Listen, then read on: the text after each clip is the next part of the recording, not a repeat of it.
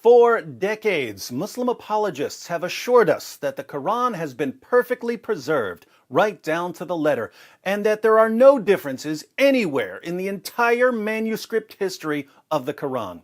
They put this forward as their favorite miracle of Islam.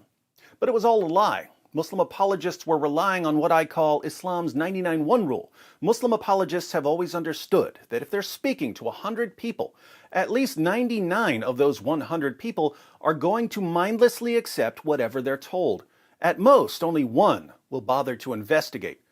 And if one person realizes that Muslim apologists are lying, the 99 can silence the one. Unfortunately for Muslim apologists who rely on Islam's 99-1 rule to spread lies for their religion, the internet has allowed critics of the false claims to spread facts faster than Muslim apologists can spread lies.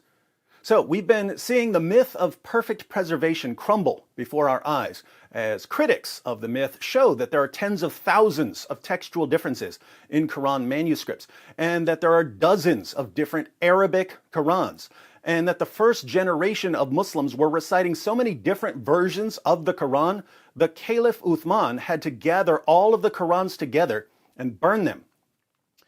So, what do Muslim apologists do when their lie has been exposed? They tell another lie. That's what liars do. The new lie is that even though the text of the Quran has been repeatedly corrupted, and even though there are dozens of different Arabic Qurans being used in different parts of the world, the Quran has been perfectly preserved through the infallible tool of human memory.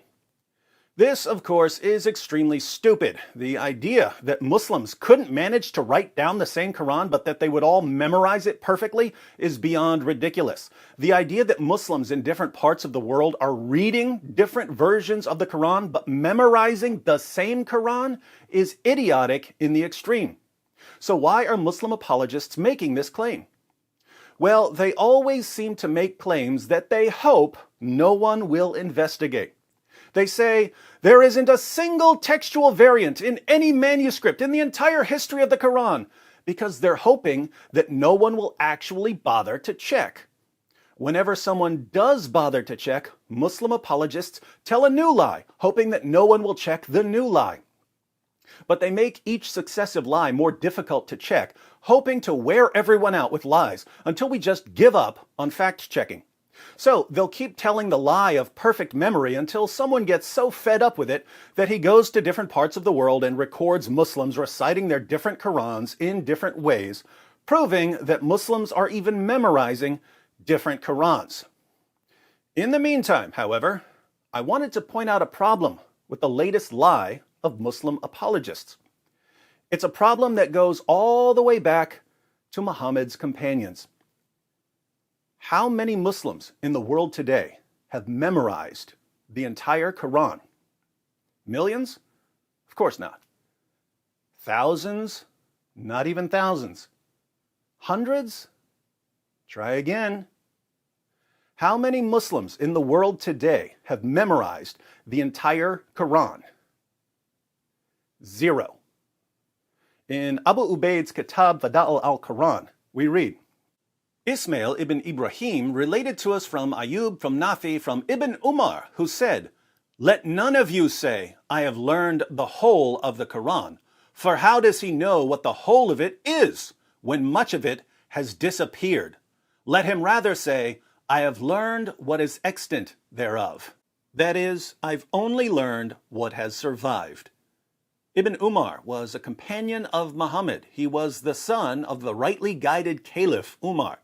And he tells the next generation of Muslim reciters who are rising up that they should never claim to have memorized the entire Quran because much of it has disappeared. At first, Muslims relied primarily on memory to preserve the Quran. They would write down passages on leaves or rocks or bones, but these written fragments were simply aids to memory. You would write something down to help you memorize it.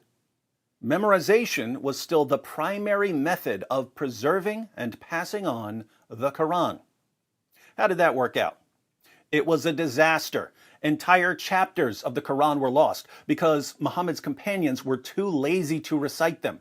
Large passages were lost because the only people who had them memorized died in battle.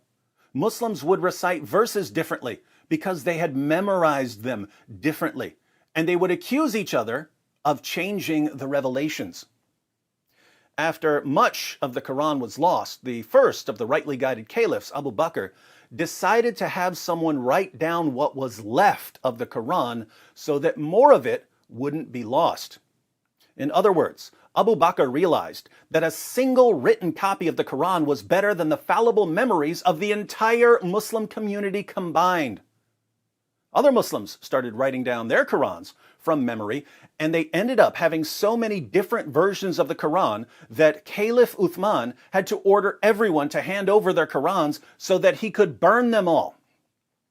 Hence, the first generation of Muslims learned the hard way that one person telling the next person to pass on entire chapters of a book from memory is a terrible way to preserve a text.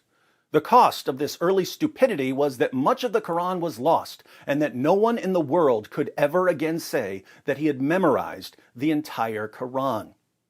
So, when a Muslim apologist tells you that the textual differences in various Quran versions and Quran manuscripts don't matter because so many Muslims have memorized the entire Quran, you should quickly reply that no Muslim has memorized the entire Quran because no Muslim even knows what the entire Quran is.